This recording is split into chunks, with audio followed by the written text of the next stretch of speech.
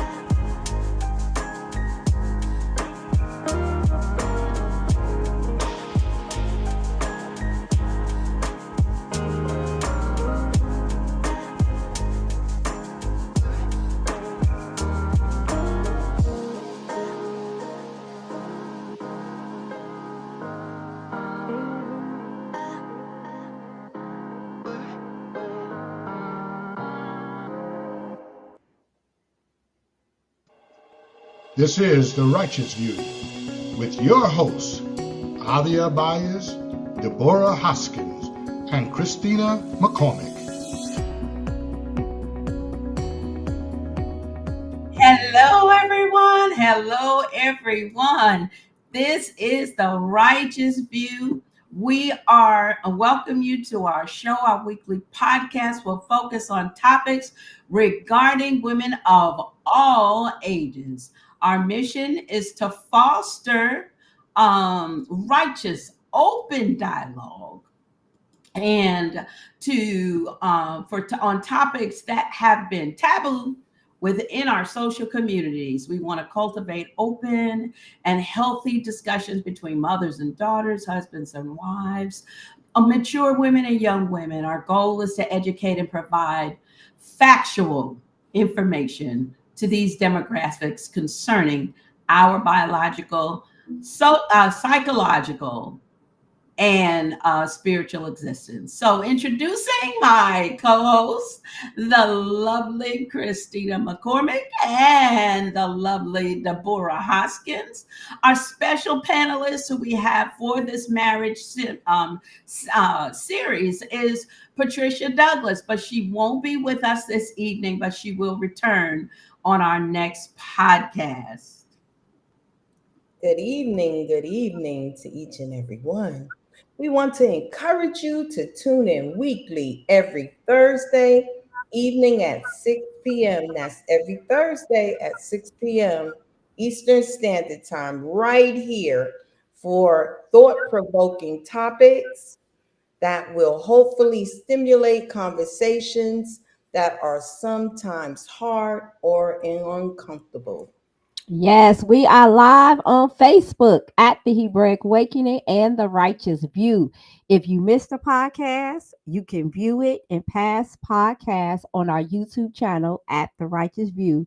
If you enjoy topics and the discussions have helped you in any way, please subscribe, like, and hit the notification button. That's right. Hit that notification button. Oh, so it's so awesome. We're going through this series called So You Say You Want to Get Married. So the today's topic, last week we went through and had a great time going through, how do you know this may be a person, the dating game, what you should look for in a husband. So this week we're going to dive into questions and discussions that you and your to be spouse need, or possible may be spouse need to discuss. Where we're gonna start out with Christina, and she's gonna take us through that first topic. Okay, this is a touchy topic. Yes, it is. Because, I've heard so many different viewpoints on finances. And, you know, I know we are biblically based, but I'm not going I'm not gonna take it there because when you take it there, people gonna get mad. People gonna get mad. Take it You there. know what I'm saying? So we in 2025, okay, and I know the women, we doing our thing. We got our own money, we got our own car, we buy houses without a husband. I understand. So that's why I'm not gonna take it take it there. Look at But that. when I was getting married, that's the first thing that I was worried about because I saw it in so many marriages. Finances were a very big problem. I know it got to be number two, fighting with number one on the divorce rate. Why people get divorced? Like people will up and leave for financial reasons, especially if one person is just not the elevator not going all the way up to the 10th floor. And y'all, finances are really big. That is something that I heard before I got married, that as soon as you get married, them finances about to get tested. And I was shocked that it was so rapid and true. Like boom, me and my husband got married. He had his own business. He was making money, but I it was the stupidest things that was happening, and I was not financially literate. That is something that I admit, and I was not financially savvy. And Mhm. having a lot of money coming into the marriage and not being financially savvy was devastating for me. And there is a spirit on having money, and I emotionally I found that out. And just to be transparent, I'm gonna tell you this one thing I used to do. um I wasn't used to all of this money coming in, and so I had got really like high minded that I'm ashamed to admit this, okay, I would not want to wash the clothes in the dirty clothes hamper, so I would just go buy new ones. a whole new a whole new whatever. I replaced everything that was in that hamper. And I don't know if I threw the clothes away or put them in the garbage. It was outrageous what I did. When I left to come move to North Carolina, I left new clothes, new shoes, a closet full of it, all because I got tired of packing. And I was like, I could just get some more clothes when I get to North Carolina. Uh, you know, so you need to know who you marrying and how they feel about money, because we all have financial trauma. And because I was a single mother that was struggling and I didn't have financial knowledge, literacy, when I got my hands on that money, I was a hot mess. And so You need to know. Y'all, you need to talk about it. At least, especially if women, okay, we y'all gonna tell me how y'all feel about that. But especially women who have their own houses and they allow the man to move into the house and his name is not on the mortgage. It's so many different scenarios surrounding finances, Yeah. but I just want to quickly, you should talk about it. So that's something that I did talk about before we got married. And Mhm. I was given some great advice, but I still didn't have the financial literacy until oops and oops and oops and oops.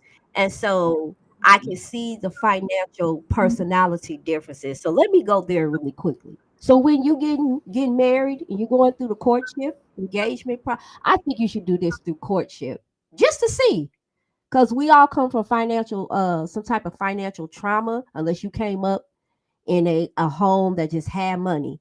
But even then, okay, we even see even some of the athletes and the stars, their children are just given this, and some of them don't have to work for anything, and they become financially irresponsible.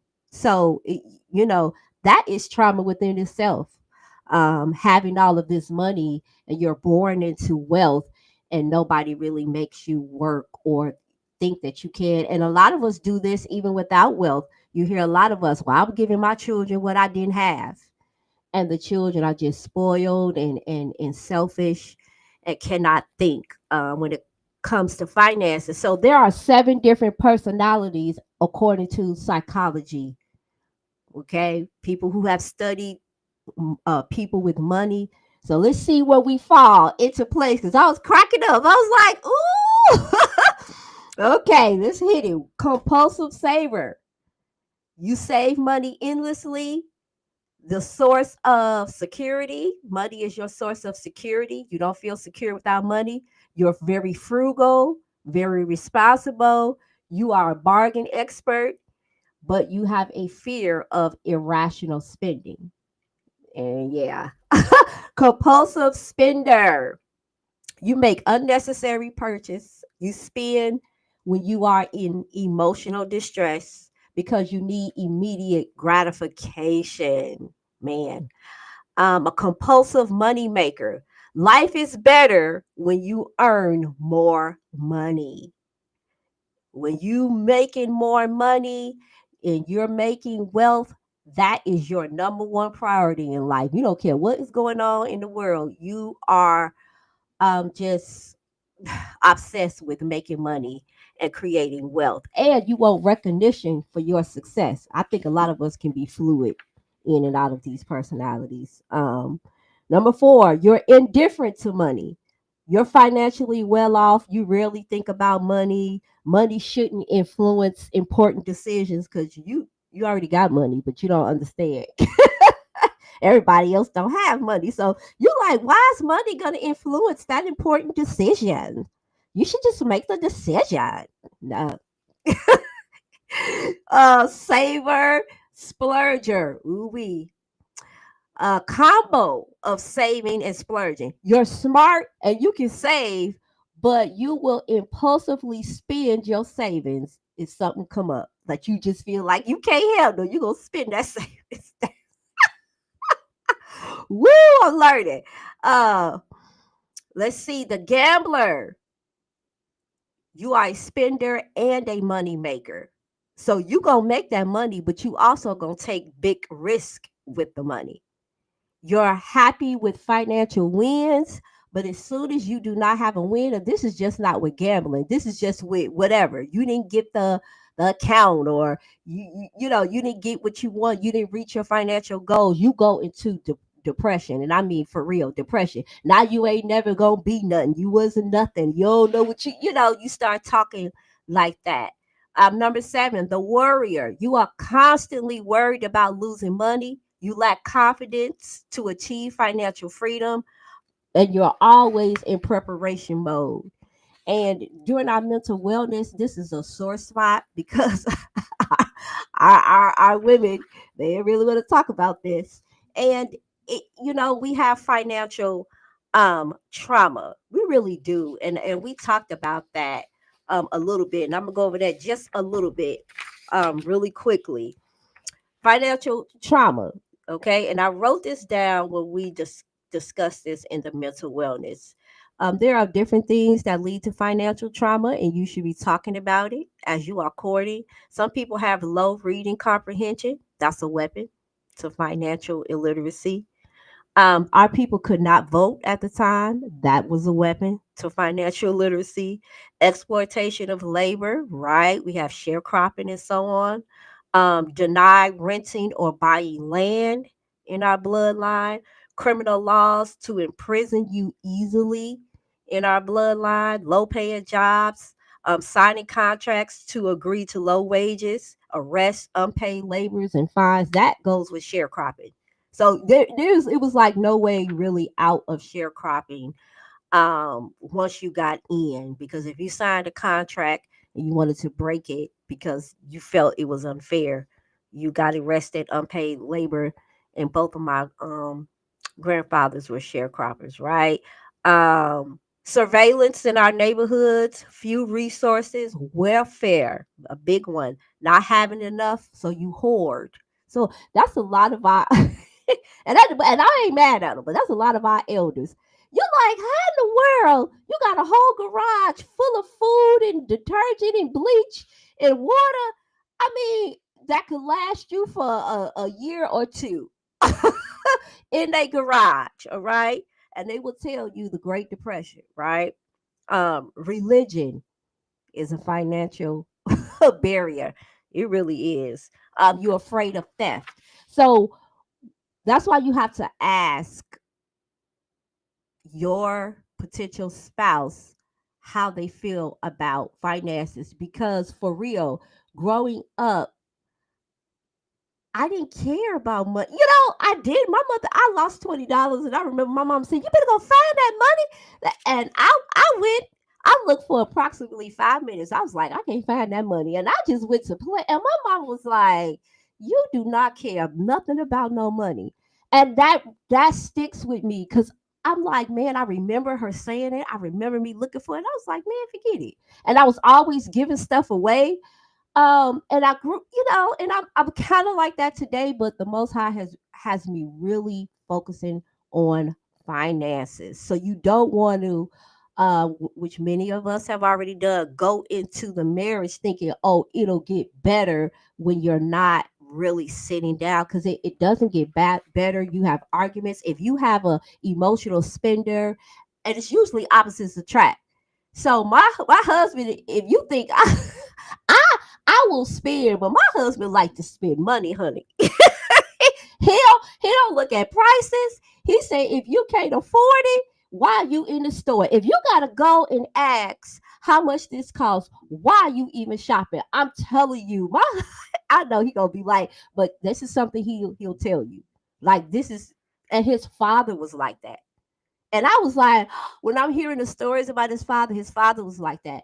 He said, if you got to go in the store and ask, please, please. And if I'm going on a trip, I'm going to buy what I want. So you will have somebody who, is splurging and spending and they making money. And then you may have the very frugal person that's like, nah, we really don't need to do none of that. And opposites attract. So you're gonna have to like compromise, because I know that um looking at people marriages and even looking at homemakers that didn't have, and I would hear stories how they got a divorce and they had to start over and they didn't know nothing. They didn't know, about working and saving.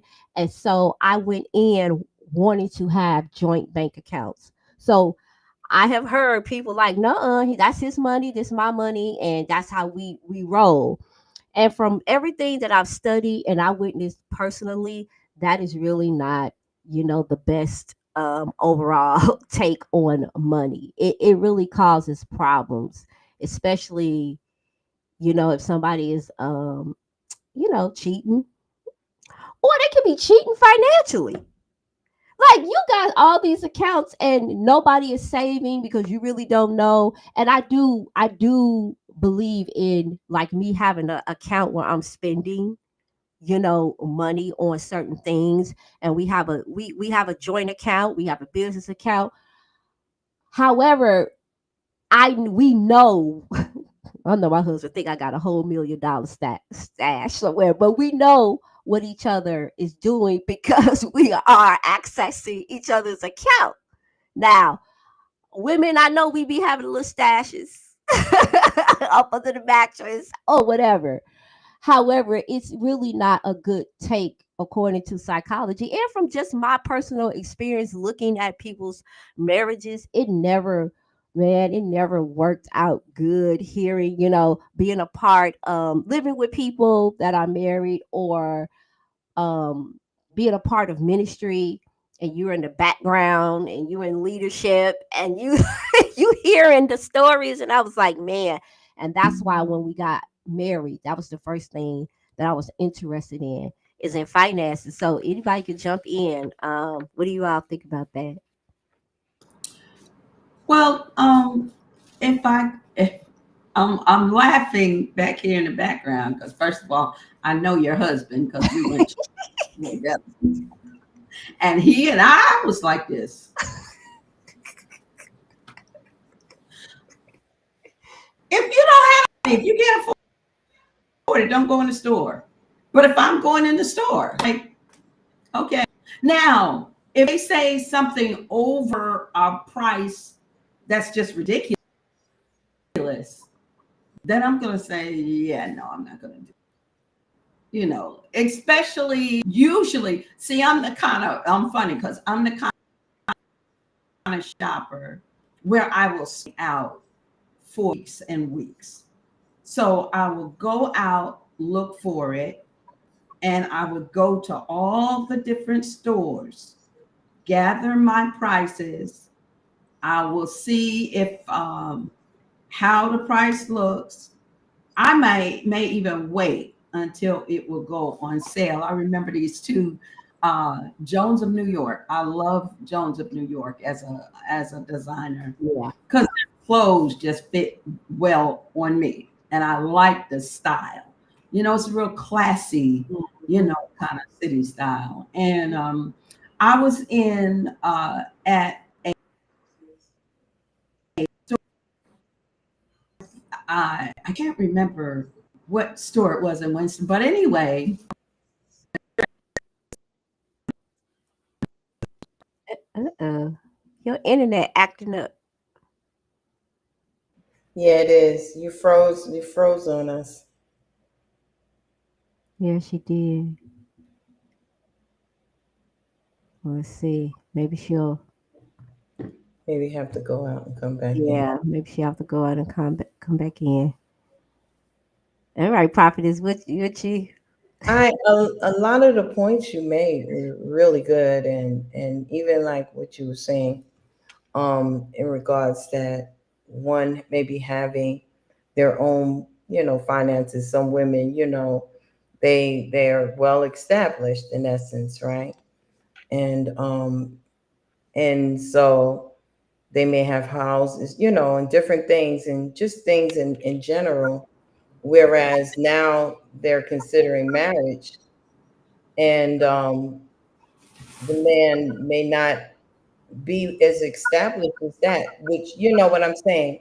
So Right. sometimes you gotta look at, the situation, but most of the things that you said was absolutely true, but also realize that you're coming into a union and you're one, and if you're going to be one, then you're going to have to work out the kinks of, and one thing I feel is the one who's the better financier, who's able to handle, should be that one. Because some people are like, well, I'm the man and I'll handle the finances. No, I believe in the person who's the best person to handle finances, and that you come into agreement, and then not just as that, but also making it known of what's going out, having, like you said, you and your husband, y'all have, what each other have, and we know people have a little bit on the side, but I know a family member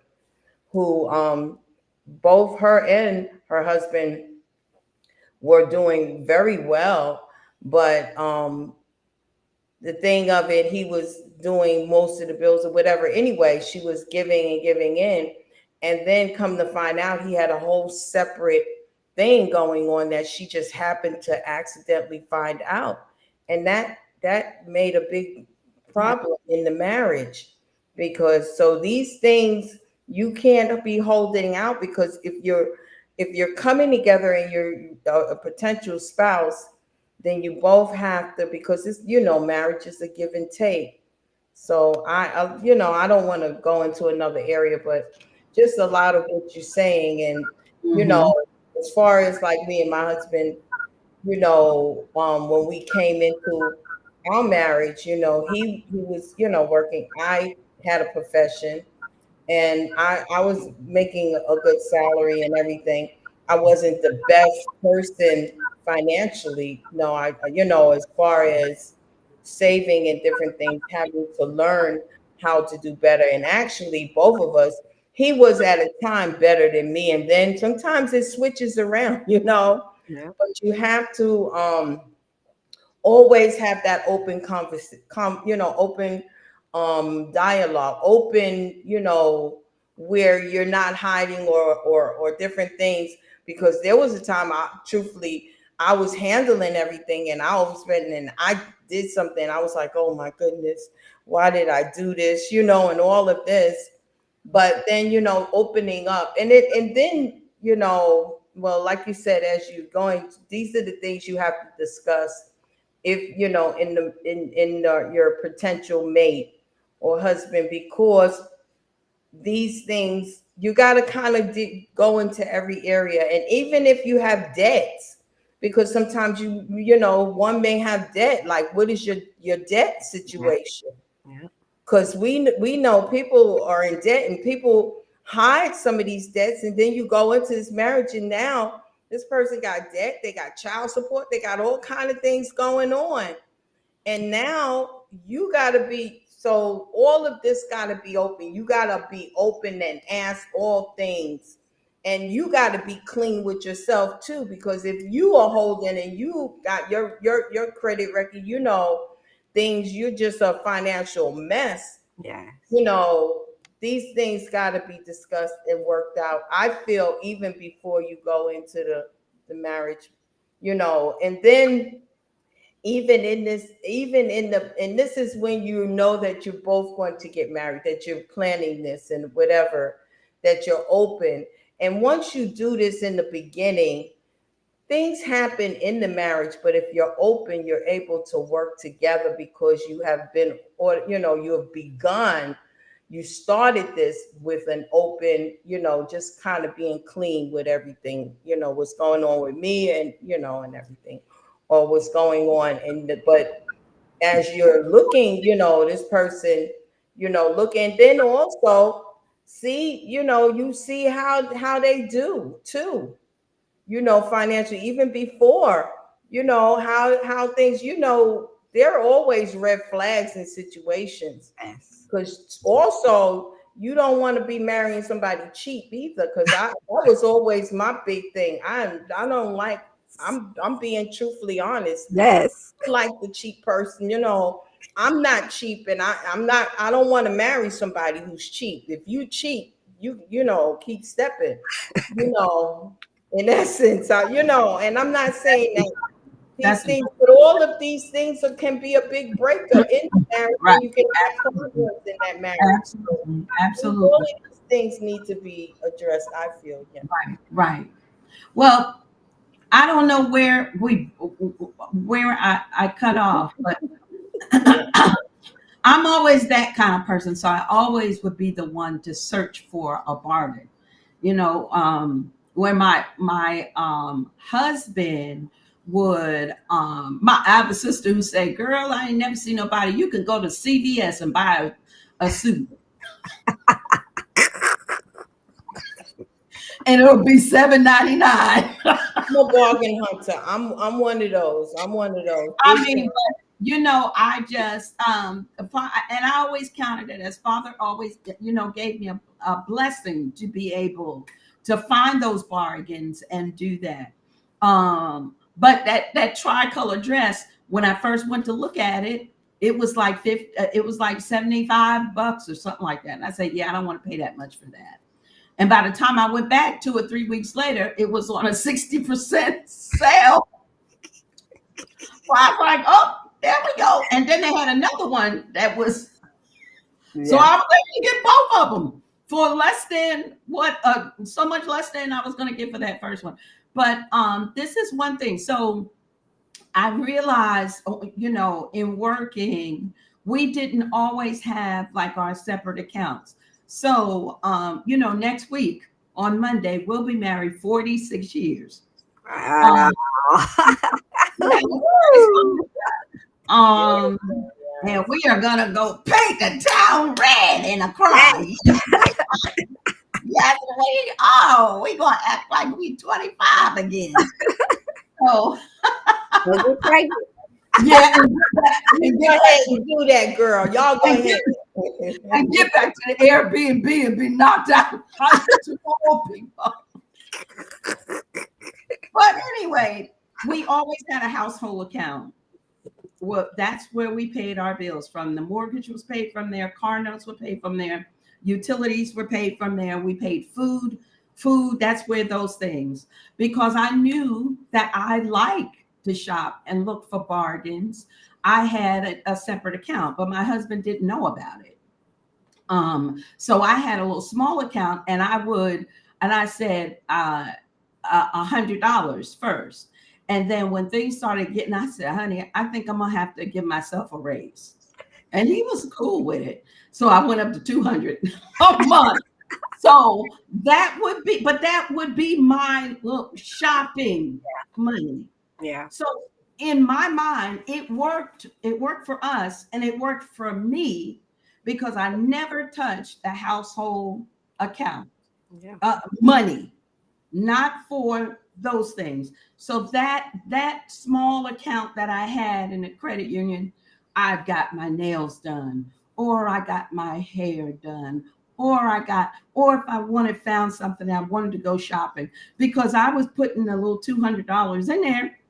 And if I wanted to go a little bigger with something, then I would just take it, say we were going to go on a honeymoon vacation. I would let it build up 3 or 4 months, and then I would have money to go shopping on while we were on our vacation. So it worked well in that way for us. And he had a credit union account where he saved, but my husband has always been about saving. I remember when we started dating, this man would have money falling out of the glove compartment. I was Wow. like, what is wrong with him? Give me that money. I will find something to do with it. But Yeah. so he was the saver. He was the one that would save and stuff like that. I had to learn to do that. That you didn't have to spend if you had $1 in your pocket. And truly, if I had $1 in my purse, it needed to be spent. Yeah. So that was the thing where I had to learn. But and that's one of the things that sometimes we don't learn coming out of our parents' Right. home. Right. So because I married out of my mother and father's house into my husband's house, I didn't really have a lot of hands on for that. Even though I was working a job, I still wasn't paying. I didn't know what it was to pay the mortgage or pay, a light bill. I had a little phone bill. The phone was in my name, so I paid a phone bill. So I knew about that. But of course, when you get married, then it's a whole different thing. So he had to do a lot of the teaching me, so far as money wise. But I think it's really important for us to have that conversation concerning financial stability. Because let me tell you, you marry a man and you don't realize that he got 5 children Right. paying child support on. You know what I'm saying? Yep. That's getting ready to come out your pocket, ma'am. Yep. That's right. Yeah. So that should be a conversation. Do you have any children outside? Would you have, do you have, children? You Mm-hmm. know, have you been married before? What are your financial goals? What's your vision for your life in the next 5 years, next 10 years, retirement? Those are questions because they are based on that financial stability. Mm-hmm. And just because he's a ma'am, no ma'am, does not mean that he's good with money. It That's, does not mean that, that's right. because there's a lot of men that are not good with money, and it's their wives who are the ones that are the savers and the ones with the vision of retirement. So you need to know Yeah. that. I think it's hilarious, Christina. You sound like Ava Gabor on Greasers when she used to throw the dishes out the window. All the people say, "What are you doing?" "I'm washing the dishes." Yeah, like that. Throw them out the window. It's like they dirty. Why wash them? Just throw them away. We can get some. Crazy. Woo. It's But crazy. but that's, when you don't have access to it and you don't understand the importance Yes. of it, and you look at money in that, don't look at money that way. With some people, money is everything. And I've known, I remember talking to a woman who I worked with, who, she said that her husband had passed away. And I said, "Oh, I'm so sorry to hear that." No, we were on grand jury duty. We were locked in that room for like a month, together. And she was a very nice woman, from the islands. And she said, "Yeah, my husband just passed away. I think she said like 2 months ago, months before." And I'm just giving all these condolences and everything. And she's sitting there looking at me like accepting them. And she said, "No, I'm glad he's gone." And ooh, I don't know what to say to that one. And she said he was a mean ogre. He was Wow. he was cheap, made very good money, had a very good job. All he did was save, save, save. We could, me and my daughter, he said he treated us terrible. And me and my daughter could not, we just, life with him was just brutal. And she said, and now he died. I went and bought a home up in the Poconos. My Wow. daughter go there and celebrate. Oh, he made it real cushy. Yeah. Girlfriend is living on top of the world right now. But she said living with him was disastrous because Wow. he was one of those, what did you call it, where the people are, Yeah. that's all they do is Compulsive. just, Yeah. you Compulsive can't, saver. compulsive saver, where you can't spend anything. And she Hmm. said, literally, we did nothing. Yeah. I could spend nothing. Yeah. It would be the bare minimum that he wanted us. So clothes, so you can imagine, not even being able to, even when you need personal items, Hmm. you have to go to him and say, I mean, it's personal items, Right.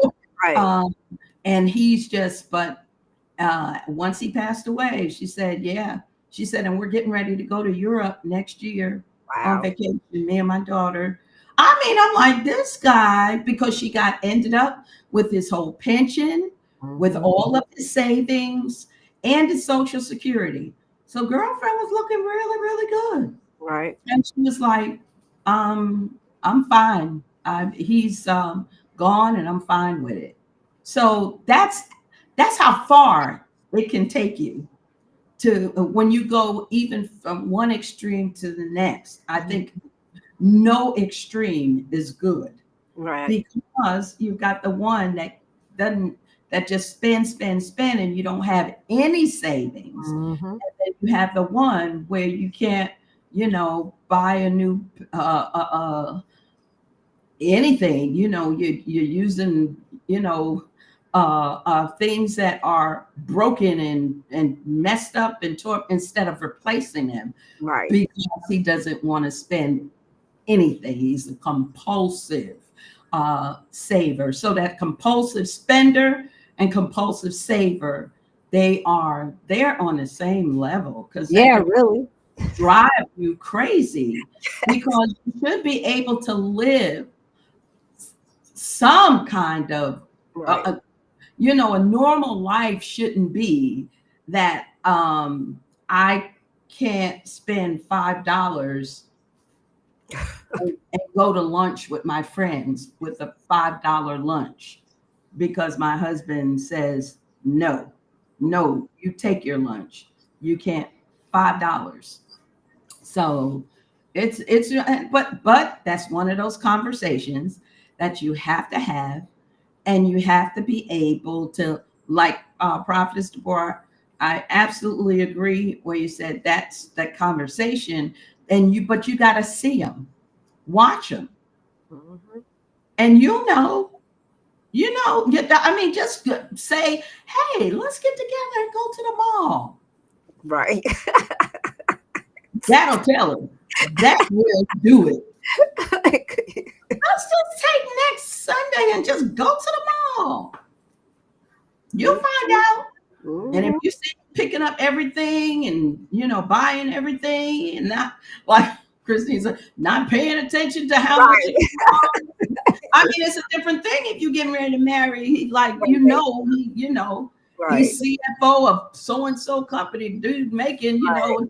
2 million, 3 million and a half a year. He can probably go into places and do Right. that, a little better. But if he just working at a Trader Joe's and he ain't making cash like that, and you looking at him like you just done spent your whole little paycheck, because I know about how much y'all make at Trader Joe's.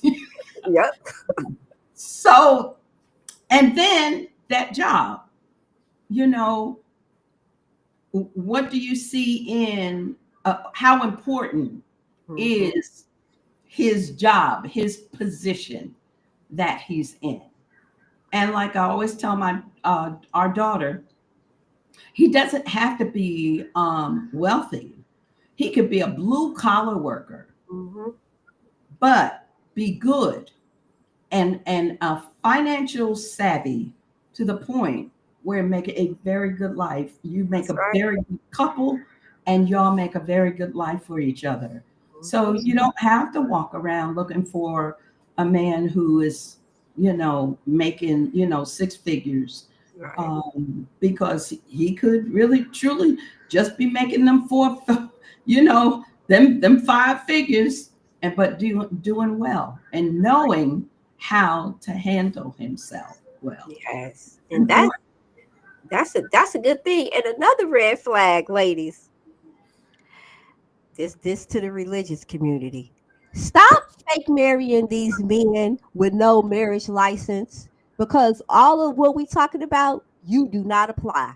Now, I know what y'all talking about behind closed Absolutely. doors, if you talking about it Absolutely. at all. So if you marry, Absolutely. you don't have a marriage license and you're not legally, and you hiding behind religion, you are His hiding mama behind gonna get trauma. everything. Let And him that's what die. I'm about to say. Because Let no him matter die.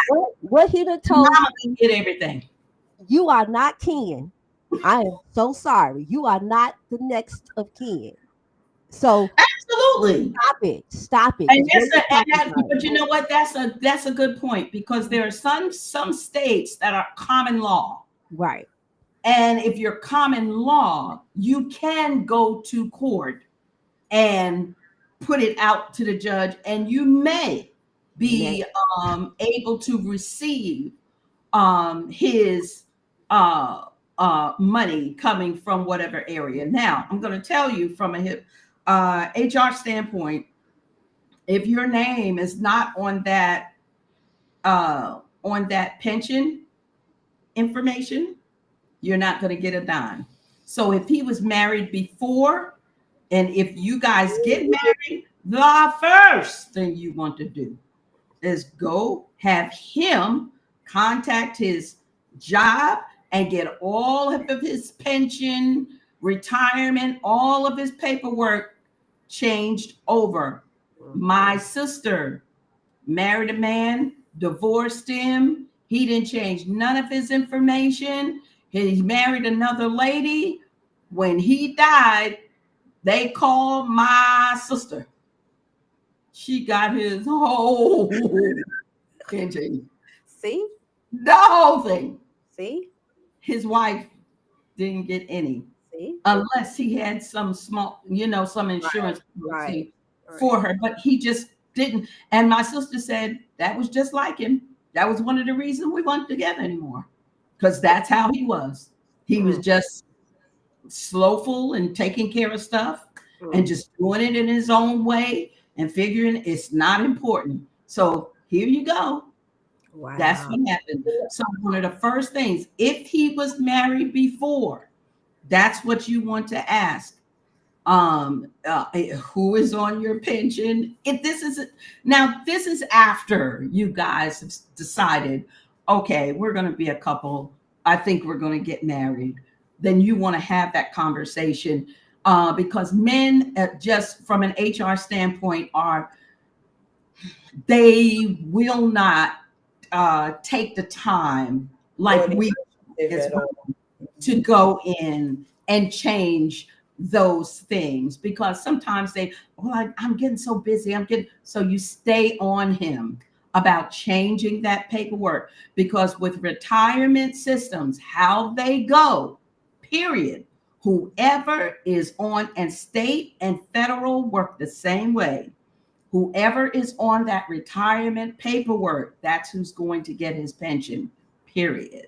Period. Doesn't matter that he remarried and now you're his new bride and he dropped dead.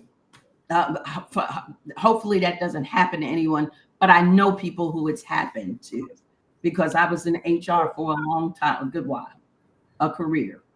Yeah. Um, Mm. if he Social Security, the same thing. You want to ask. These are questions that you have to put out there, and you have to ask. How many children do you have? If you've ever been married before, what's the state of your finances? I mean, have you? And some of us just really need to sit down and find a financial analyst or financial estate planner. If someone is looking for that, my son is a wonderful, certified in every area, has his master's degree. He's also a professor at a historically Black university. And I know he's out there. My mama is just putting me out there. But you won't pay him. Absolutely. Don't go to him thinking you're going to get it free. You're going to pay him. But he's a great financial estate planner, and he will help walk you through. And he also in his business that he has, he's been in business for himself for many years now. His business, he will sit down, he's a financial planner. So he'll sit down with you, help you make up what is it, a monthly payment, schedule on how to pay your bills and how to save and put money to the side, investing money into maybe a 401k or whatever kind of program. But he is great. So if anybody wants that information, I can most certainly, if you reach out to us at the Righteous View Mhm. 01 at gmail.com, I can give you his information for you to reach out to him. He is a great asset to many people. He's the reason that we retired Yes. well as we did. Absolutely. Because he was the one that I went to, I guess about 10 years out or something like that. And I said, look, I I want to do this right. I want to be able to travel. I want the house to be paid up as much as it can be paid off, cars to be paid off. I want to be able to enjoy retirement. I do not want to work until I'm 75 because I have to. Right. But That's I right. want to be able to retire, and I want us to be able to live well. And so he's a very good financial mind.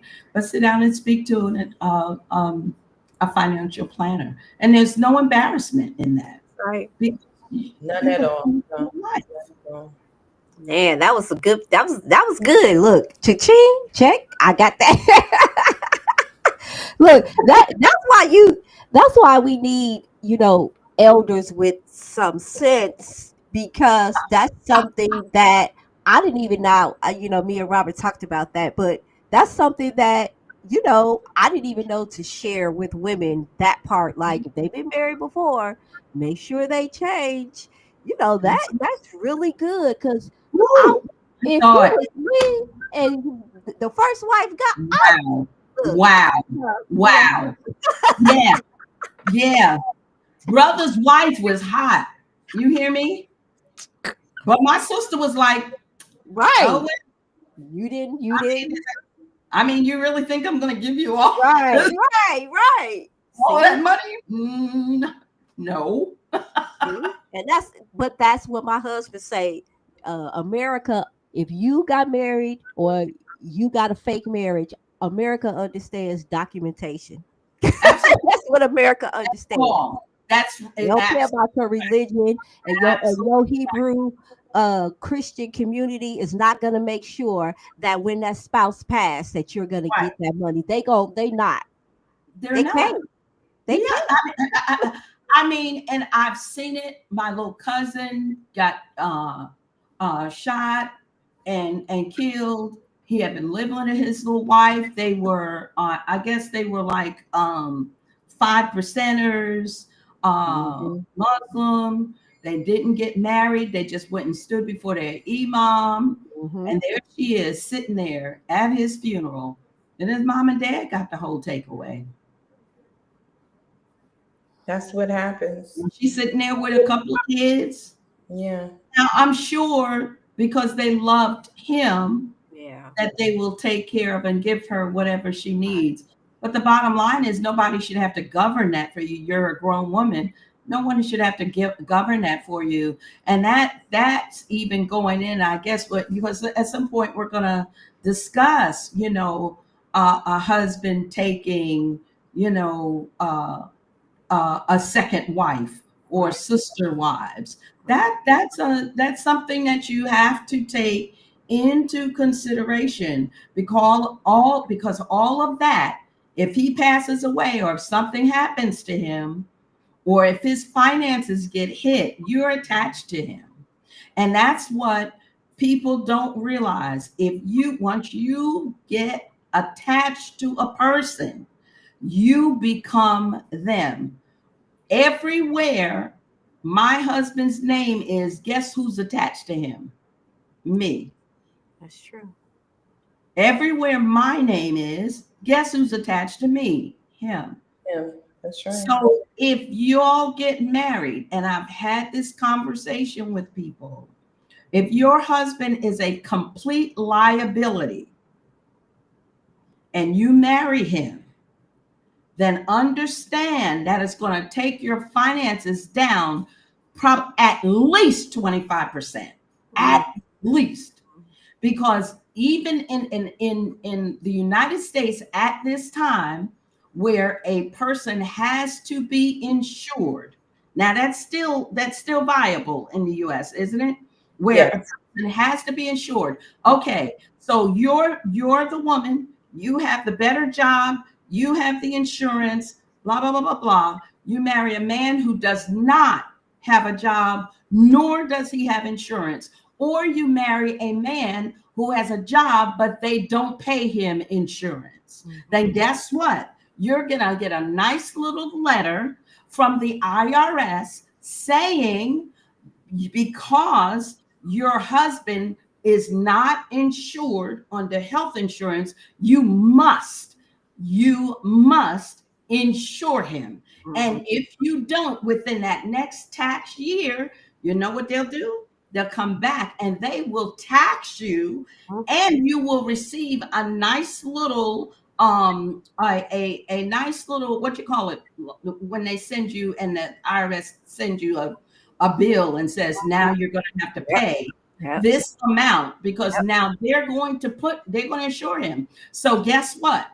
In the state of, I know about the state of North Carolina. In the state of North Carolina, it costs approximately $500 to $700, Mhm. maybe sometimes 1,000 in some private companies, to insure and put your a spouse on your insurance. So guess what? Guess what?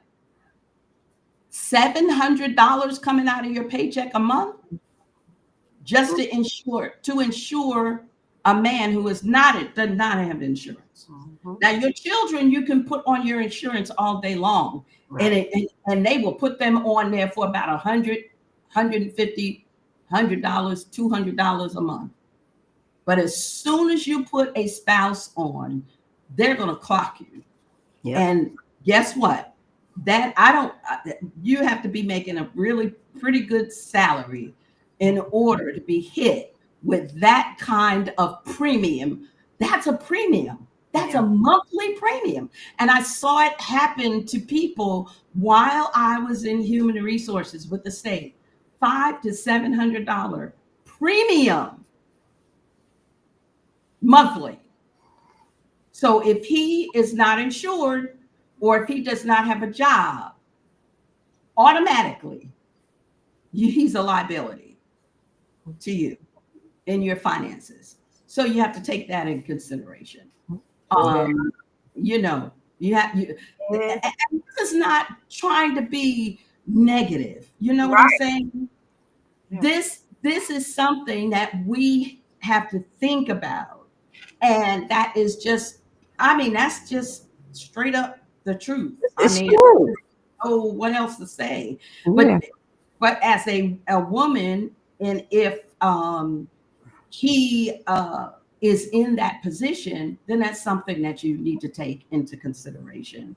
If Mhm. you want to marry him and you want to bring your finances down that much, because you would have to insure him, because he can say all day long, I'm not, and I'm definitely not generalizing in the statement. He could say all day long, okay, baby, I'm gonna get a job, or I'll get a job with some insurance. But sometimes that doesn't happen right away. Mhm. So until it happens, you're gonna have to foot that bill for him to be insured, so that the IRS doesn't come back and hit you with a lump sum at the end of the tax year. That's every state, to my understanding. Everyone has Okay, everyone okay, has to be okay, insured. okay. And then Mhm. once you have a job, like I didn't really have to pay much because the way the insurance that I had with the city of New York, Yeah. they That's have different types that you can pick. Mhm. But that's you're saying you're absolutely right. that's good, Absolutely right. Yeah. because the state of North Carolina had terrible, I Man. terrible. heard. We Yeah. always complained about Yeah, that. the state of And North Carolina and when is, we had to, it was mandatory for spouses to get that insurance. I was like, I can't afford to put my husband on. I can't afford to have $500 come out of my wow. check. And that's true. I That's was true. like, I can't afford it. I can't afford that. So praise Father Yah. He went into the school. He was substituting it, and he went in, and his principal said, "Mr. Myers, we don't you want to take a permanent position as in the," and he was like, "Yeah, I guess my wife spoke to Father Yah. Uh-oh, my wife must have prayed." And he got that job, and his insurance and everything was taken care of. Because I was like, I can't, $500 coming out of my check Yeah. too. And it was mandatory. It was Yeah. mandatory, or you would be hit with penalties Yes. by IRS. Yep. So And you just gotta something recognize else that. that Christina had mentioned as well in regard is, education, even in different things like what are your, like, something as she mentioned in regards like your grandparents, because my Mhm. husband, his father was a sharecropper, and just Oh, things in that aspect, even mine with jobs and so forth, because and your in literacy, because certain things you're not going to make certain monies. It's a lot of situation that needs to be brought out in the beginning, That's right. Absolutely. that you need, because it puts a strain on the marriage and it It can does. really break a marriage. Mm-hmm. It And I've does. seen it happen. I have seen it. Sad to say, you It see really it. is. It happens because it's such a strain, and because people weren't truthful, or not even so much truthful. You get Right. so blinded to love, you don't get into the the Right. necessity things that you're going to have to survive in, and Yep. Yeah. finances is survival. Yep. Most Absolutely. marriages Absolutely. end because of financial situations in that. That's true. That's right. And that's nine Mhm. times out of ten, that's how marriages, they don't last, because of things regarding around the finances, Right. Right. you know. And like And if they had just had those conversations, yeah, it would have been clear. yeah, Yep. This, I can make the decision. This is how my wife is. She gets a dollar, she spends it. This is yeah, how my husband is. He gets a yeah. dollar, he spends it. Then you can at least say whether I want to deal with this for the rest of duration, Hello. Yeah, life or her life. Mm-hmm. But at least you get to make the decision for exactly. yourself, and it's not thrust on you. Right. And Exactly. you're like, oh, I didn't know this was going to happen. Yeah, Right. yeah, yeah. Surprised. Yeah. Surprise. So all of those things, yeah, yeah. And Well, I guess. something I find, oh, Oh, go ahead. No, I was I'm. just going to say something Yeah. that I find, like, once one is married, like you were talking about, retirement and everything, and it was beautiful how you brought out a financial, as you spoke about, your son, and that's really important, because some people don't know how to do it, and they just messing up, and so you may need that, and don't be ashamed, because you need help, That's Right. and not always you need just help, but just somebody who's educated to know how Mhm. to make your finances work even better, you Mhm. know, in that you ain't got to do all the work. So that's really, really smart in so many ways, that's something to take into consideration anyway. yeah. But something else that I also have found out, this is after people have been married, and just what, even what Christina said in regards to, make sure you get legal documents that you're married, because this thing with all of this, it's a lot of things that happen, and you can't put no, it's, you're not legal. I don't care what way you do it. And Yep. Right. even if you're in a Right. common law state, it has Right. to be a certain amount of time. And who wants to be labeled as common? Hello. Common. Who wants Right. to be labeled Right. as a common law marriage? Right. I think that's just, I don't want to be in that. And not that I think I'm all that, but yeah, I am all that, because I'm not Yes. common. I'm I'm not. common. So I don't even want it to be Yes. labeled as Yes. that. And people say, "Oh, well, you could do." Listen, I'll let get it. You're in a land where you want to get legal. Don't let nobody, you know, who you Absolutely. know hook you and thinking like, Absolutely. "Oh, that's not. That's we just get her this, and and we put on our marriage like no, because it's That's not just like that. somebody said to me one time, well, you try on a pair of shoes before you wear 'em. I said, I'm not a pair of shoes. No, and I'm I'm not like, a cow. You don't me. need to be trying no milk either. But you don't need to be All of these trying things, me. you Buy got to a look pair at of shoes. yourself as, I I mean, mean, it's even in scripture, there's a dowry. Am I right? That's right. there. Absolutely. And it's like So that that's here in right. China. You got It's to see very yourself as expensive. that. If the Most High see you as that, why put yourself lower? Why lower your Lower spirit? than that. Right. And No, these dowries here in Ghana, these parents don't be playing. They're not playing. It's like, you want to marry my daughter? Okay, here's 4 pages, and you need to have all of this. When can you have it? And they say the man will look at it. Uh, that's how why bad sometimes do you it takes want a her? long time for them to get married. And it's like sometimes they're 4 pages. And what we've been told is that even when, like, if you come and it's a certain amount of fabric, because what it is that you're supposed to bring everything that she will need in order, representative of everything that she will need in order to live. So say it's fabric for clothes. So you have to bring a certain amount of fabric. And if it's cheap fabric, they said Mm. that the women that they'll sit there and laugh at you, throw it back in your face, and go back when you can bring something better. Then come back. Wow, that's cool. That's cool. Yeah, they don't. No joke. They don't play with that at all. And that's why you have a lot of men and women walking around in their 30s here, not married, never been married, and they like, Wow. yeah, I'd like to have a wife, but I need to be able to make a little more money Yeah. because Wow. the parents, that dowry, because they don't just put their daughters up just cheaply, Yeah. that they have to be able to pay. But then you have, and we're going to move on, but then you have the issue with parents who then kind of sell off their daughters. Like I was talking about before, that one out of three Ghanaian young ladies under the age of 18 are forced marriage. And it's because their parents want to get that dowry.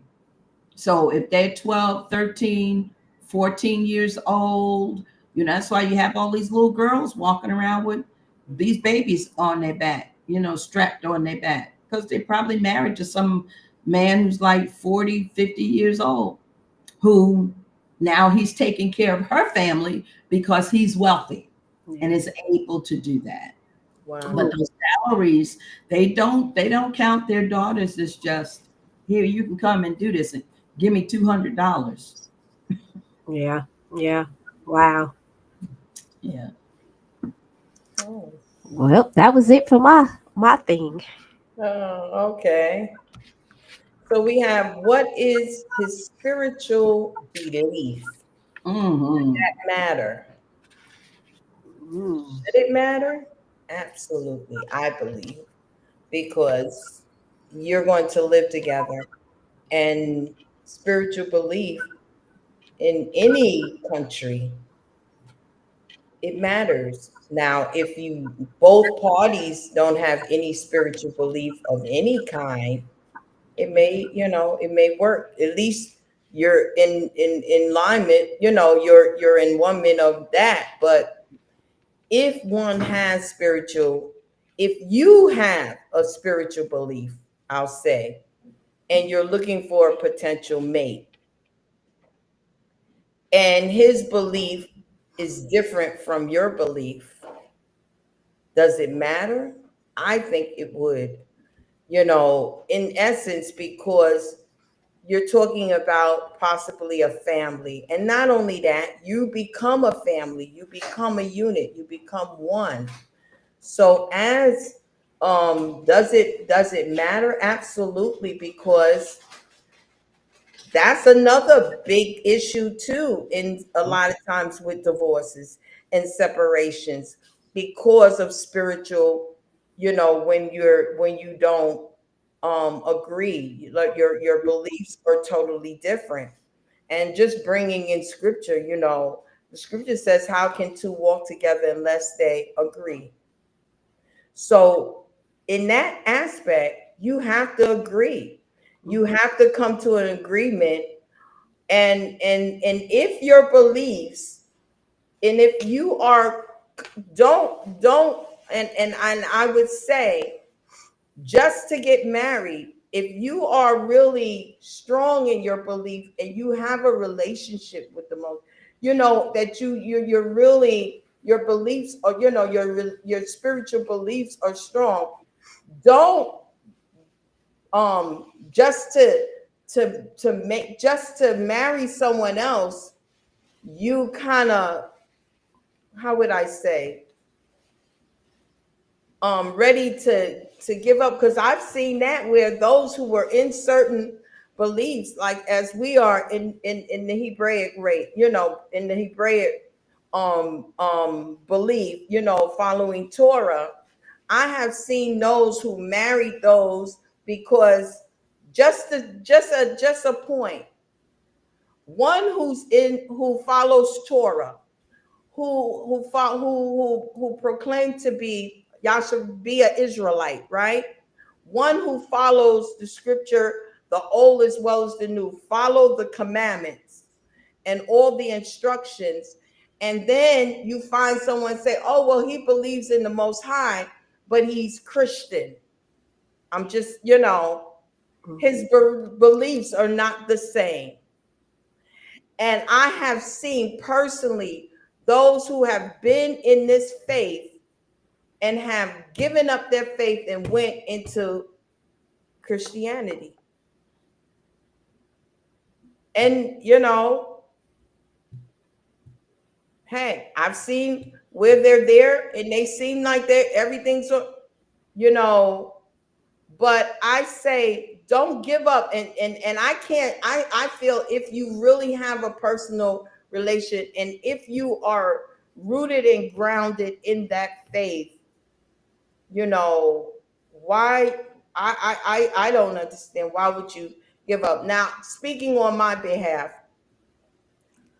in my faith, I was in this faith or, in this walk all my life, right? But at the time before marrying and before I even met my husband, I kind of was like that prodigal child, as the prodigal son. I came to myself and I reestablished my faith, my belief, my commitment, my vow to the Most High, that I would serve him and I would follow his commandments. Now, my husband was not really in any particular belief when we met, but he started coming. And I'm saying this because he started, because he wasn't really, he was raised somewhat of a Christian, but he was not in no particular where he was, had really spiritual commitment, I would say, in any particular religion. Mhm. So when he met me, he started coming out to the services because that's what I was all about. He was coming out. He even, started, coming on a regular basis, everything. And I'm going to say this because, and it may have been my husband, I don't know, but I've seen this too, that you have a spiritual belief, and though they don't, and they come and start coming and just doing and have said, well, this is what, and then after you marry them, all of a sudden they don't want to be bothered. They don't even want. You see what I'm saying?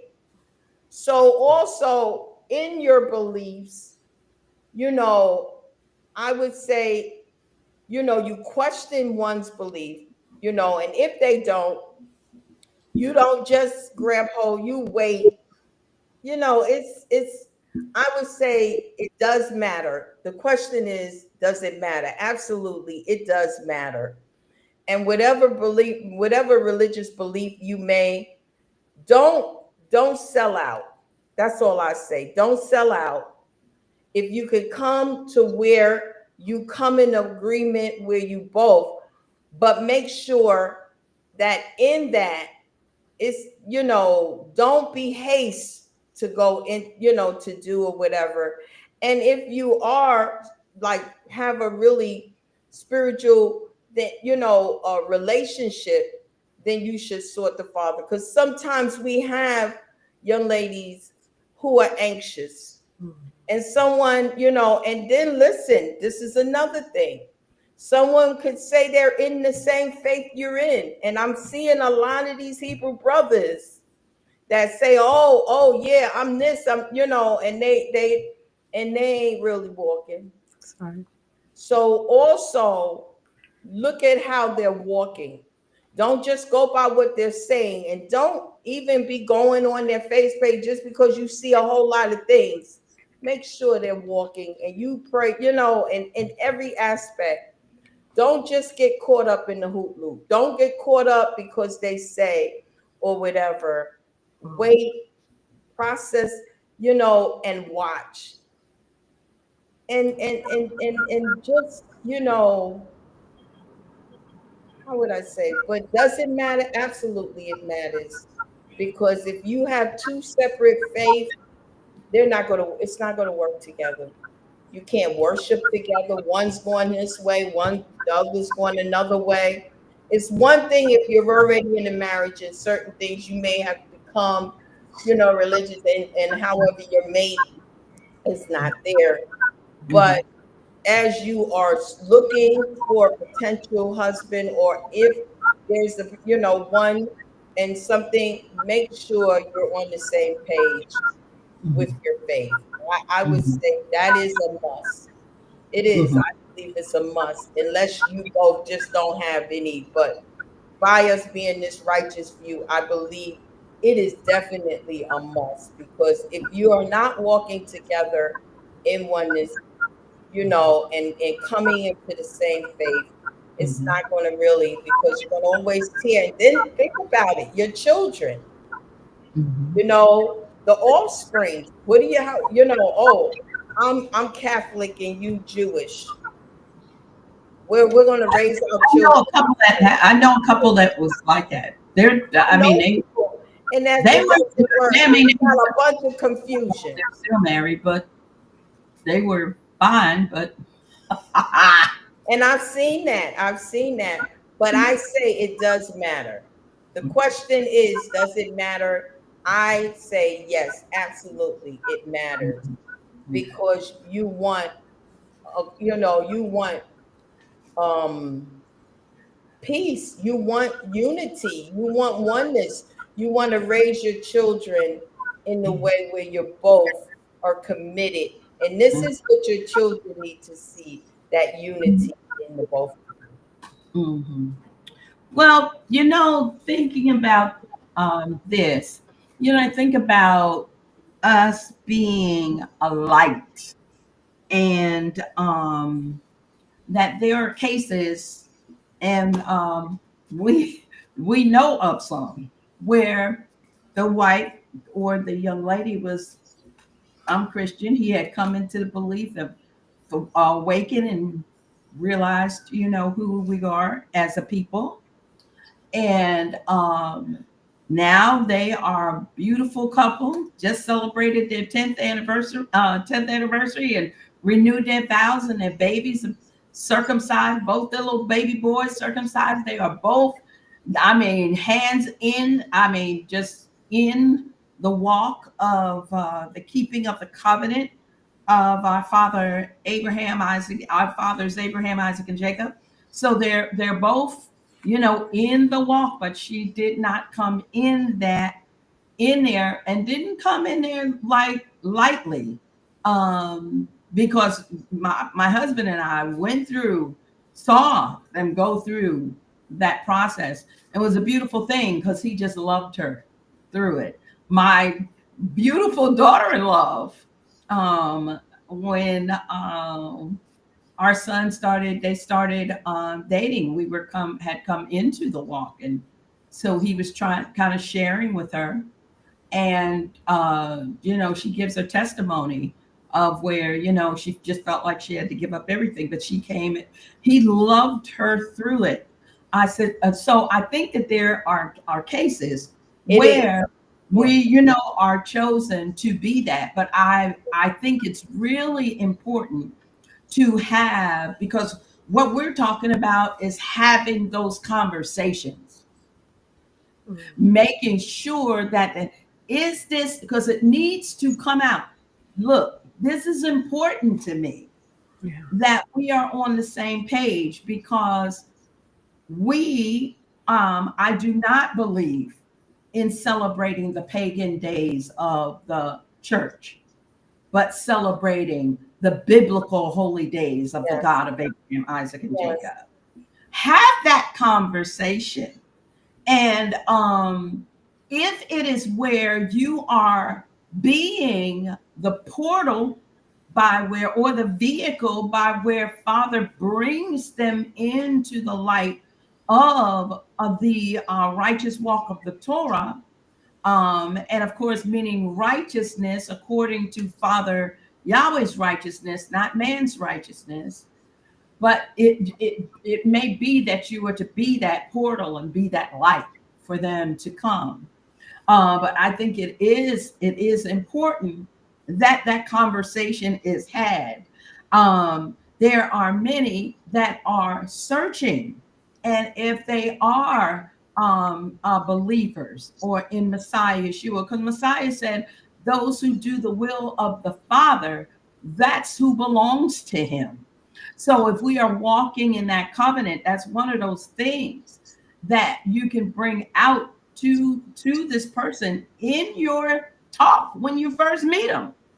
Hey, I believe in keeping the scripture all the way from Genesis to Revelation. I don't believe in throwing any part of it out. I believe that God is God, and He is and was and will be forevermore. Yeshua is Messiah and the Savior of the world. So if it's a situation where you can be that light, or you see that this person is desiring to come into that, I'm telling you, I would give that. That's where you have to give it some time. You can't jump in, because we've seen that where the man come join the ministry. He come every Shabbat. They got married, and this joker didn't come back the next Shabbat. I'm sorry, I called him a joker. I didn't mention his name, but that's what he was.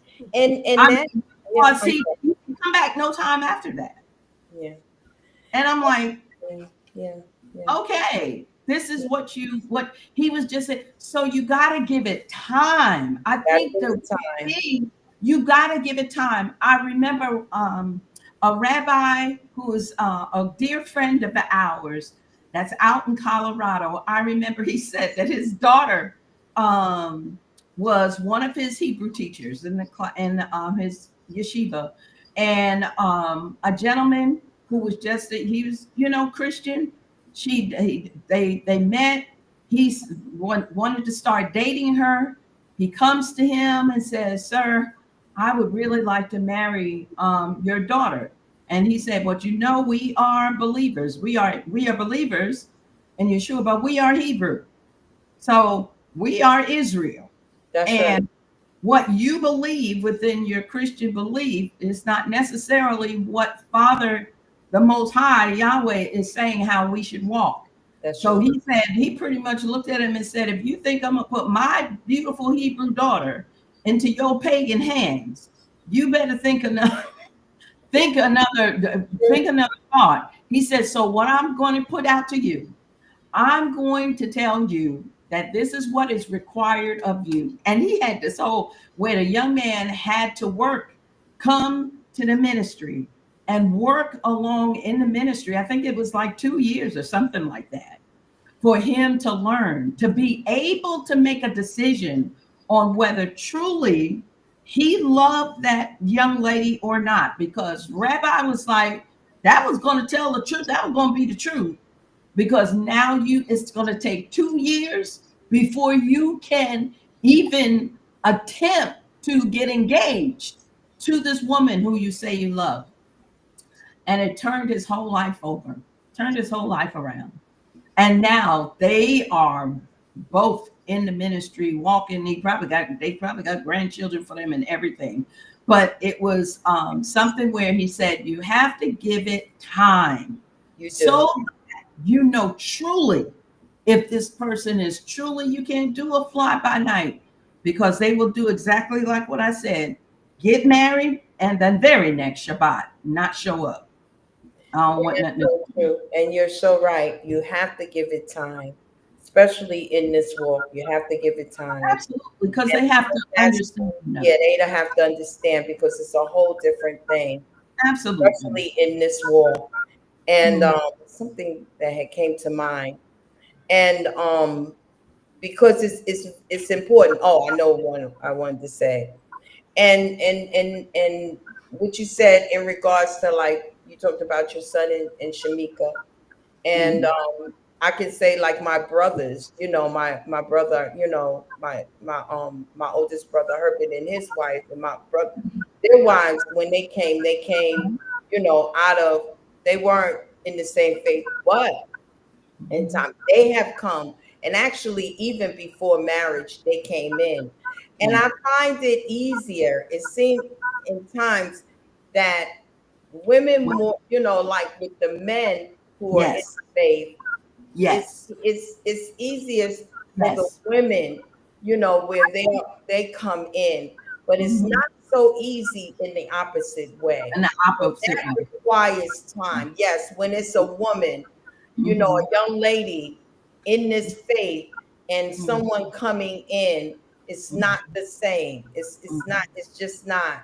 But Mhm. we can be that light, We being can. consistent and Right. being firm in your faith. That's what I was, in regards, being firm, and then having the process of time, and that, that they'll come. And like I said, with my husband, he came, and I believe he was sincere, but then I don't know, he kind of, but one thing I will say, that in our marriage, even during the time that he wasn't walking, he Mhm. didn't disrespect the house.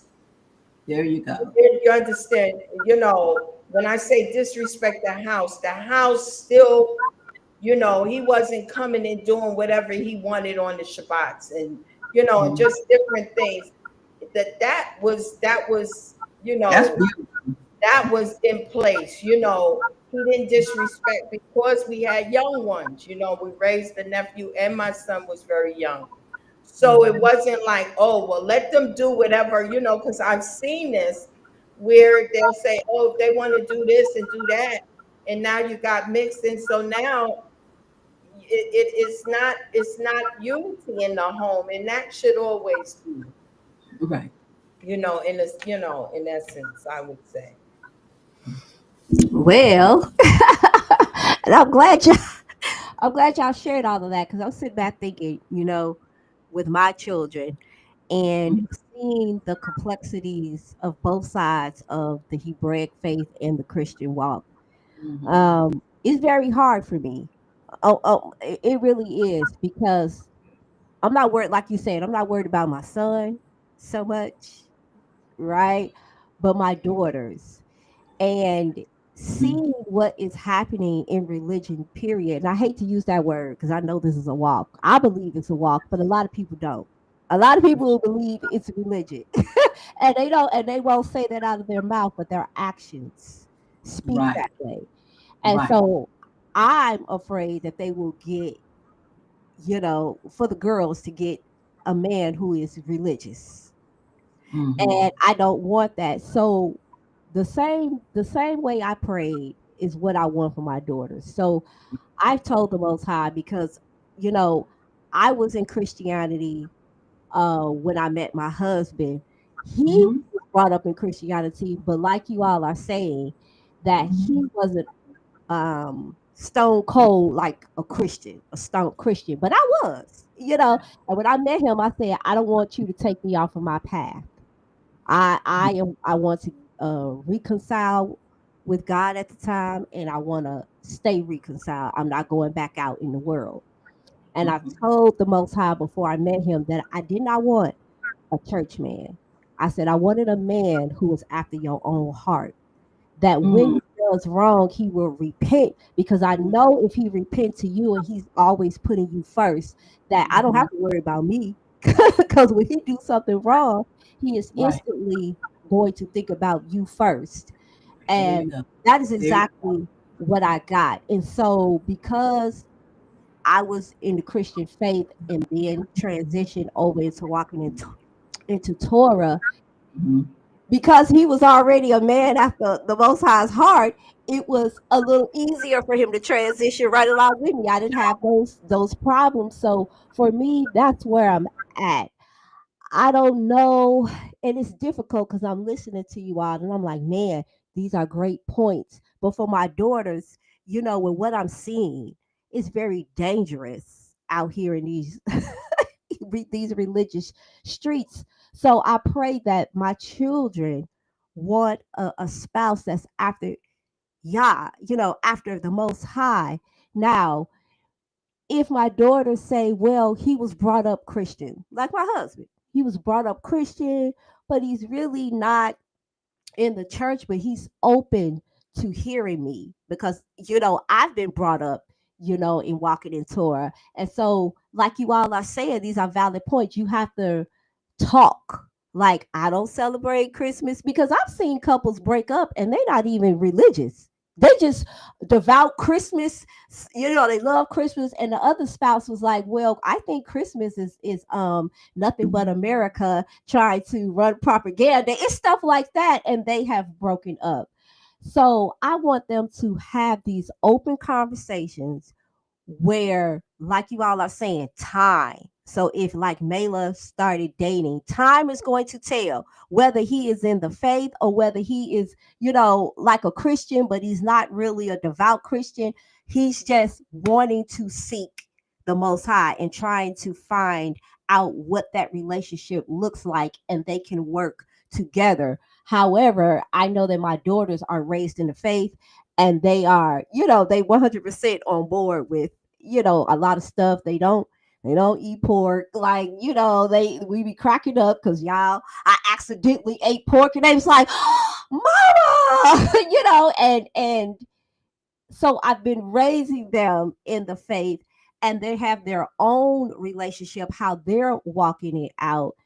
And I really want that for them. So I hear what you both are saying.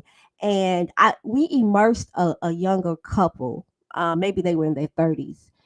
And she brought her husband to us to be immersed, but he wasn't in the faith. He came to be immersed into it. And you could tell that he was grew up a Christian, but whatever they discussed and however they did it, he came and got immersed. And not only him, but he brought his daughter.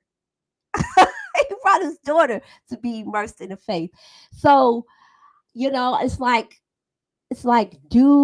does it matter? I believe that their relationship with the Most High really matters, and that, like you said, don't sell out your faith, and to be the light at the same time, like to be both. Like, so how do we be the light to those that are in the Christian faith, who may be a good candidate to be married? However, we have these different nuances of how we worship, right? And how do we talk to, because I always believe in being a bridge.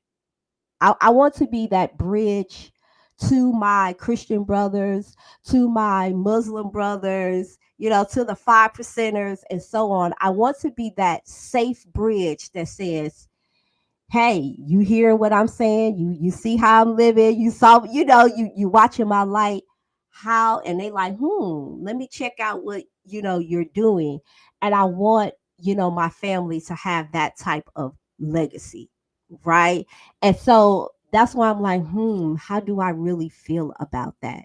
Because I am 100% about being that safe bridge to cross over, because we're all supposed to be serving the Most High, right? We're supposed to be serving the one true Elohim. So how does that look in a marriage, right? How does that look really? Like, you know, with the Shabbat, with what we believe, with the Christians, with what they believe, but we're all trying to serve this one Elohim.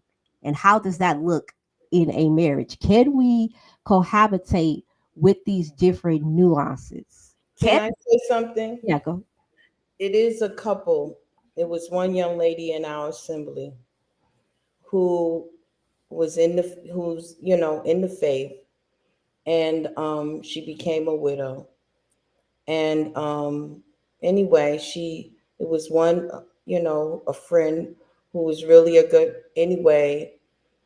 She fell, I would say, fell in love with this young man, very nice young man.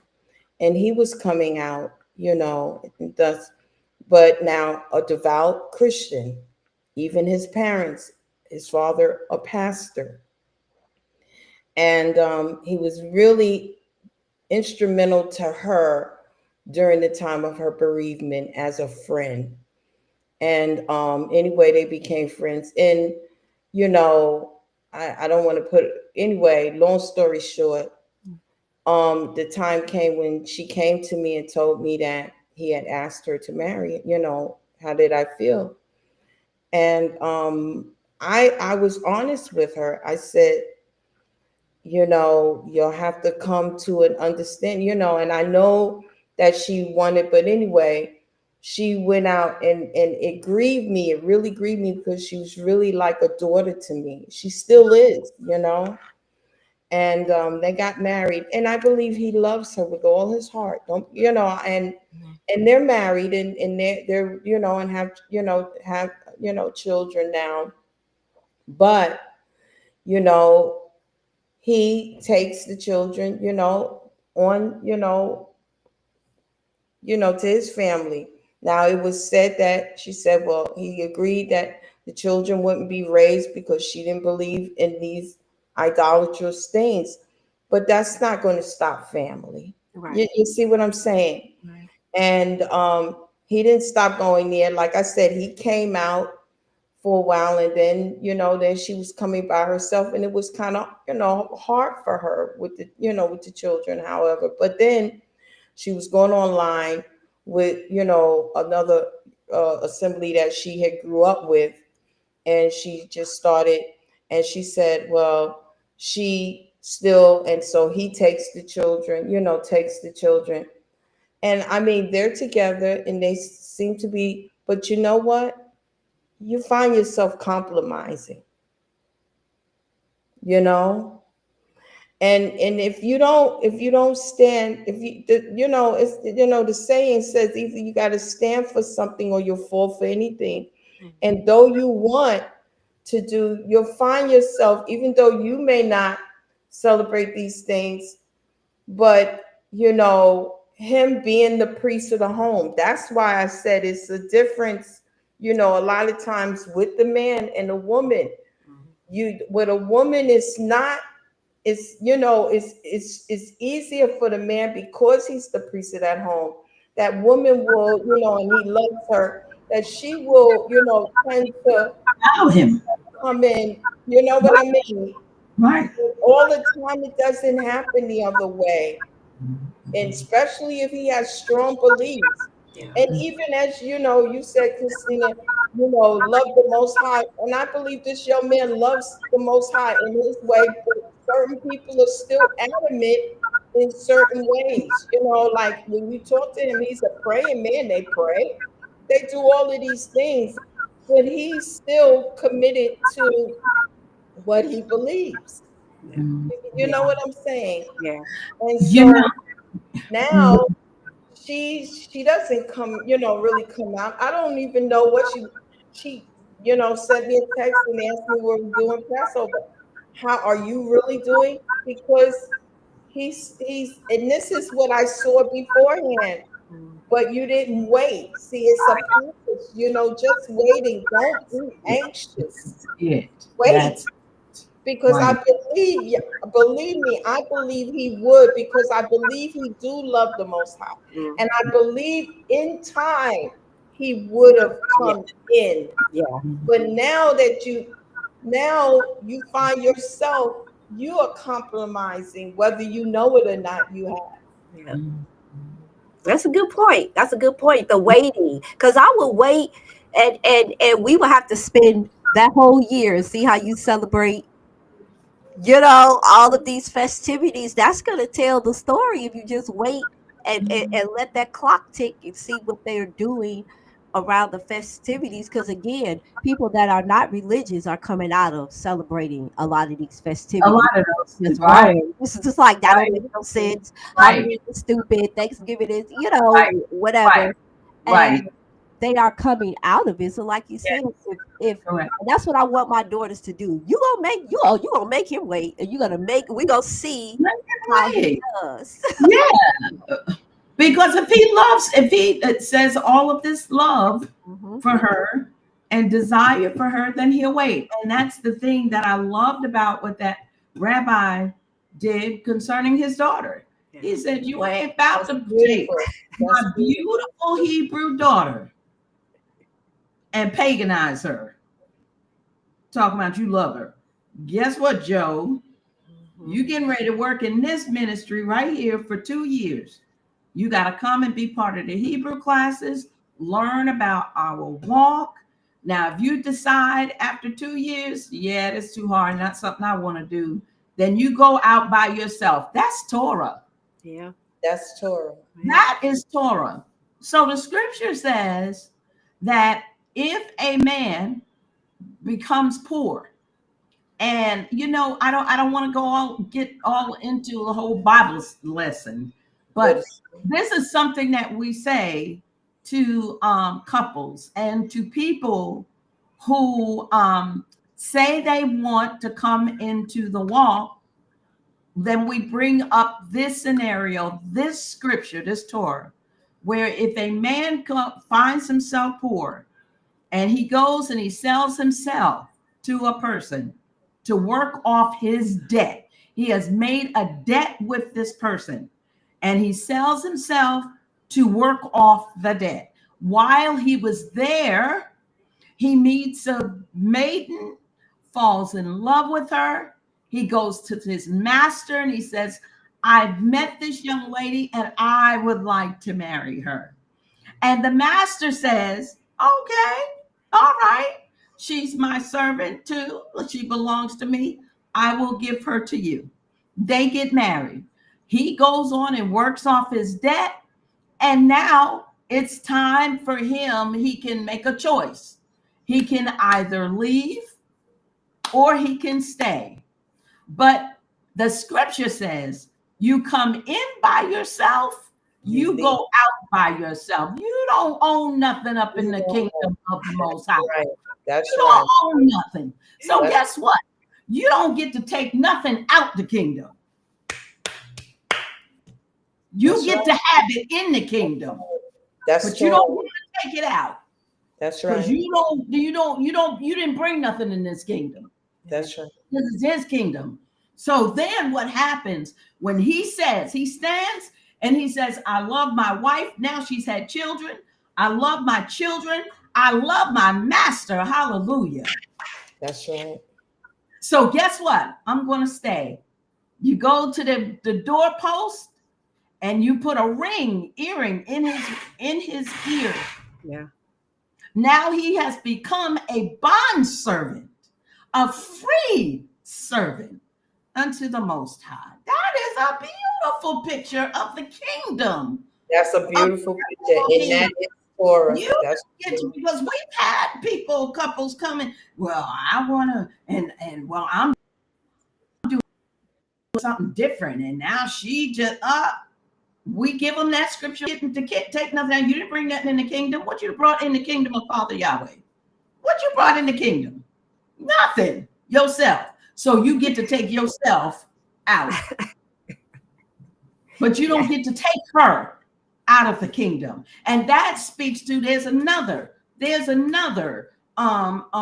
that you have to talk about when you are dating and talking about your religious or spiritual belief, because he cannot come and now try to give you a story of, "Oh yeah, well, I don't want to do that no more. Now we getting ready to go out here and we getting ready to Yeah. party hardy, and we ain't going to do nothing. We ain't going to nobody church, Right. nobody synagogue, nobody temple. We ain't doing that no more."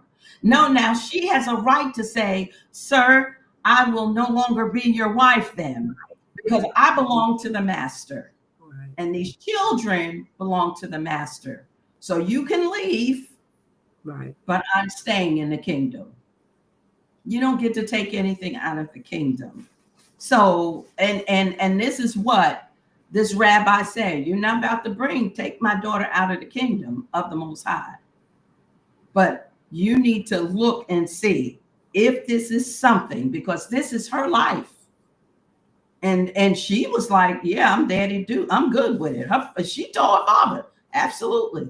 Because this will show me, that's where the wisdom comes in. When you know that you have a wise mother or and a wise father, or you have a wise congregational leader who will be able to stand and say, okay, look, this is the deal. And this is what he should be willing to do.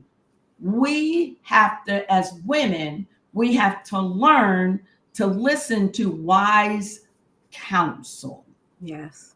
And that's something when we get our hearts all set in a place, in a position, then it's going to be a problem, because now we're not listening to wise counsel.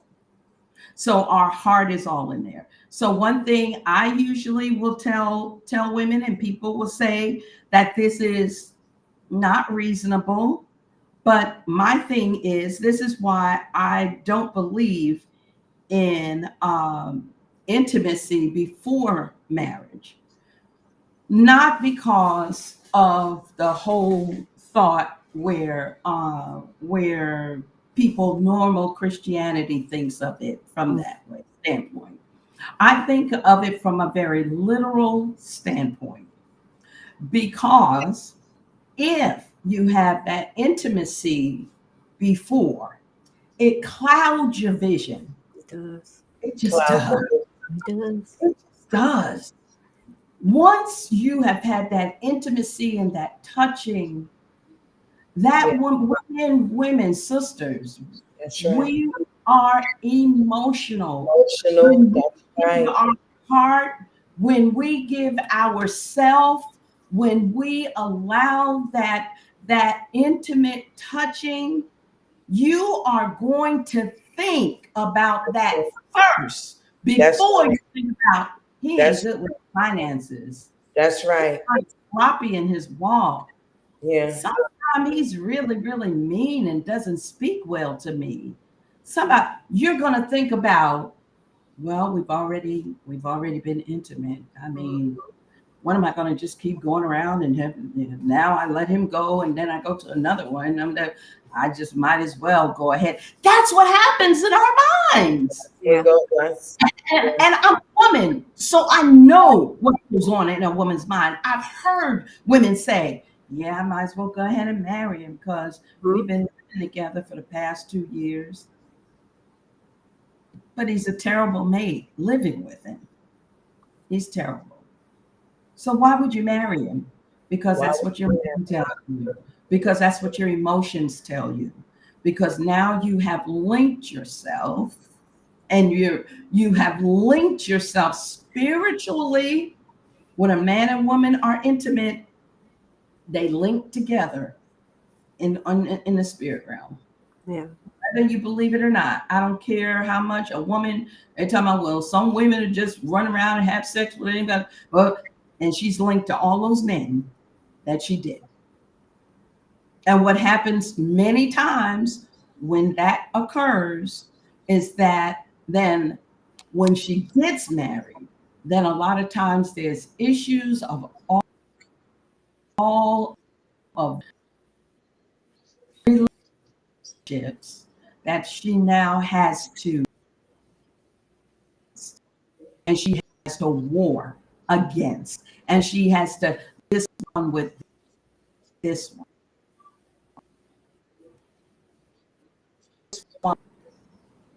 So it's very, very the touching minimal, because we're going to get connected and we're going to think about that first. And we're not going to think about he doesn't keep a job, but every Right. 2 weeks. You know, he had 15 jobs in 3 years. We're not going to think about, we're not going to see all those red flags. All we're going to see is we've been intimate. We might as well go ahead and get married. We've got to guard with all what the scriptures say, with all Mhm. diligence. Guard your heart. That's For right. out of it flow the issues of life. And if you Absolutely. guard yourself in that, and then Yes. I'm not talking about holding hands. I'm not even talking about a kiss or a you get that there you're gonna think those red flags they're in front of us, they're in front of you. Then you can't hear from your mother, your older siblings, your good friends who love you and see all the red flags. Your pastor, you're not gonna listen because all you see, Yeah. all you remember, all your body is crying out for is that person. So we really did have to be careful, and We and and do. and our belief will go out the window, Mm-hmm. go out the window, Sure. That's and right. then we'll tell ourselves, well, he's my husband, and the Bible says that I have to submit to him. But baby, you don't submit to him in wrong. If he is Mhm. not submitting to the Holy Spirit and walking in a righteous walk, there's no submission to that.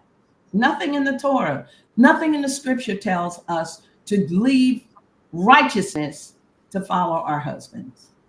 Nothing says Mm-mm, that. mm-mm, mm-mm. Yeah. You're right. All of these are great. And Yeah. I'm finished. Mhm. Well, praise you. I'm done. And I think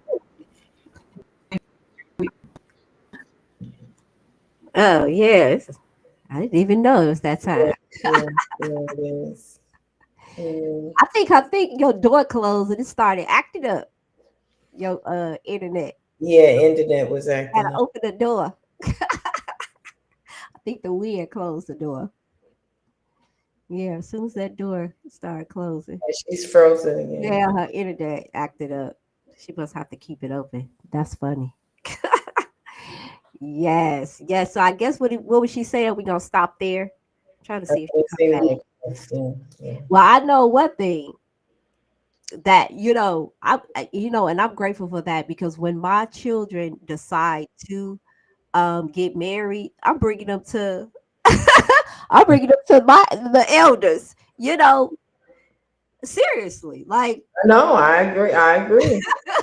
bring them to the elders, even if they don't know much about the walk. We know how to ask straightforward questions. Yeah. And I hate that a lot of the women don't have that type of community.